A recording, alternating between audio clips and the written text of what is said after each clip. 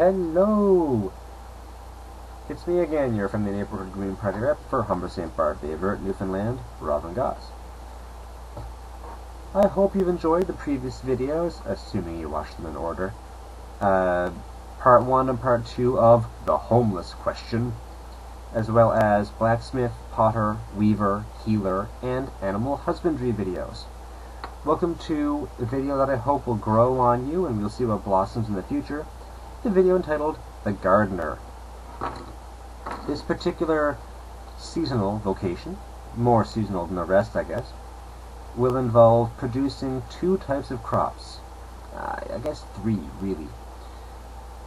Food stuffs, potatoes, tomatoes, carrots, turnip, cabbage, that kind of thing. On one hand. On another hand, you've got things like spices and medical things. Everything from basil, thyme, parsley, lavender, all the way up to aloe and eucalyptus and whatever it is we can grow.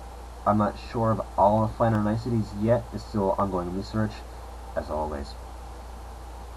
The third category is industrial crops that really serve no medicinal or culinary purpose, such as industrial hemp, bamboo, that sort of thing. Yes, you can eat hemp and yes, you can eat bamboo, but they're plants. You can eat most of them. Primarily, bamboo will be used for a building resource. Maybe fiber, maybe, depends on how that goes. Even soy could be used as a fiber. The gardener will be responsible for the greenhouse.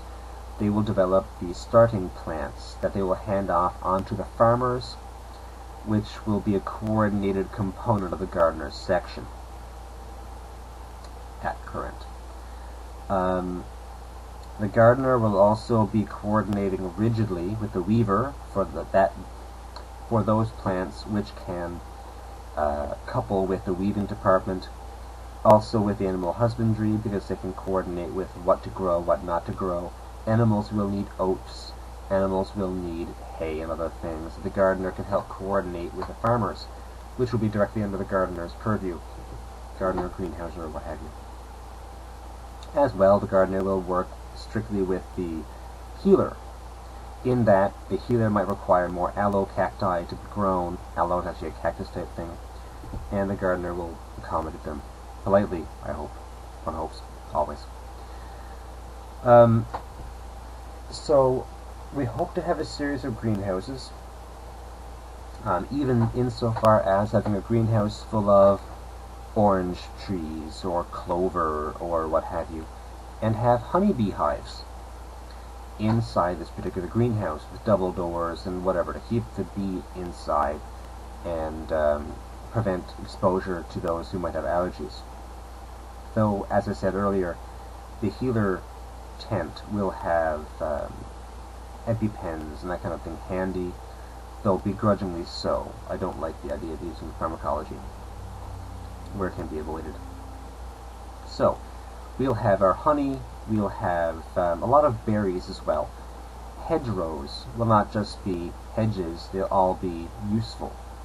I'd love to have a hedge of blueberries between two large cropping areas in the perimeter that'll separate them, probably keep the animals away. We'll have blueberry plants, as an example. Or blackberry or gooseberry or whatever it is that grow on those kind of bushes that can be shaped. The gardener will also be responsible for the seed collection. As the winter crops begin to age and die, as the frost approaches, the gardener will probably conscript all of our floating point employees, like the farmers, and tend to collecting the seed specimens so that we can create a seed stock. A lot of farmers have several generations of seed that they replant every year, and the plants that succeed have stronger seeds. And you can create a really rigid, strong genetic backbone to your plant stock. Delightful idea. I really want to do that as well. Why buy them when you can just harvest? If you've ever cut open a pepper, like a green, red, yellow, orange pepper, you can see how many seeds are inside, and doing it properly, you can probably get 50% return. So a lot of our seeds can be saved for future generations in case there's a lost crop or what have you. No problem. Also, there'll be a decorative component to the gardener. There will be times when the greenhouse no longer requires attention, or when we have a new volunteer who wants to help but there's no space or work to be done in the greenhouses. I want to have a lot of those. Love greenhouses. There will be a decorative component to the gardening, doing landscaping and doing colorful flowers, annuals, perennials, bulbs, and bushes, shrubs, trees.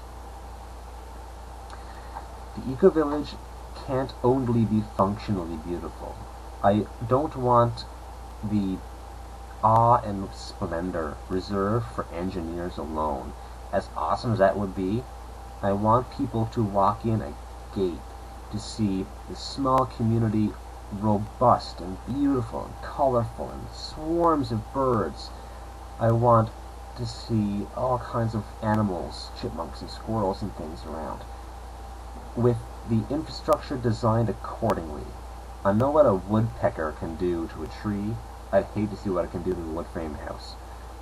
Animals will bring other vermin like insects, so that can be accommodated for as well. But the potential exists to really have a grounds beautification. If we want dwarf cedars all over the property, let the gardener grow a couple of trays of dwarf cedars. When they reach sapling size, the kind of thing you buy for Scouts Canada or whatever, little tree that big. This the kind of thing that the civiculture experts plant, tree planters. I would want to put thousands of these trees, especially maple or oak or whatever apple tree, whatever symbolic tree we want the village to have. I want these things littered in the project. I want an apple for every season. I want oranges and pears and cherries and plums and currants and gages and oh my. I want the entire project to be vibrant with life. If you're hungry, I want the nearest blossoming plant that you can pluck food from in the summertime to be less than 10 feet away. It was that way in nature. It was that way in the Garden of Eden, if you prescribe to that sort of thing. Once upon a time, if you went in the rainforest, people knew what to eat and what not to eat. They'd know what mushrooms to consume and what mushrooms to not consume. And a mobile gardener in a forest garden, wiki it, look it up. Forest gardens are fantastic, 7 different layers of growth. I want them to plant edible mushrooms and destroy non-edible mushrooms. If the ecosystem niche must exist, we want it to be safe for everybody.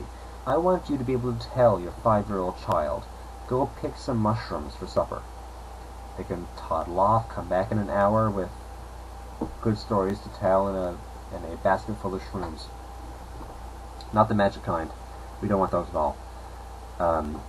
Also, we want to avoid wholesale cropping. 10,000 acres of canola is not healthy for anybody. We want to mix things up. I think it's tomato, potato, squash, and corn are the 4 sisters, or something similar to that, where the bug that eats one plant hates the smell of another plant, and all things held together, you get more crop per acre. It's more user intensive because you can't use a combine, but we won't be using them anyway. Forest gardens, look it up. 4 sisters, 3 sisters, look that up too. Really cool stuff. So, I guess that's all I have to say about that. Gardeners will, of course, like everyone else, be an integral part of the whole project and will be the foundation of the farming industry of the Tir Tairngire Eco-Village. Thanks for watching, and I hope I have piqued some of your interest. Please check out the message forum in the links below and the links in other channels, and I really hope that you enjoy the videos. Thanks and have a great night.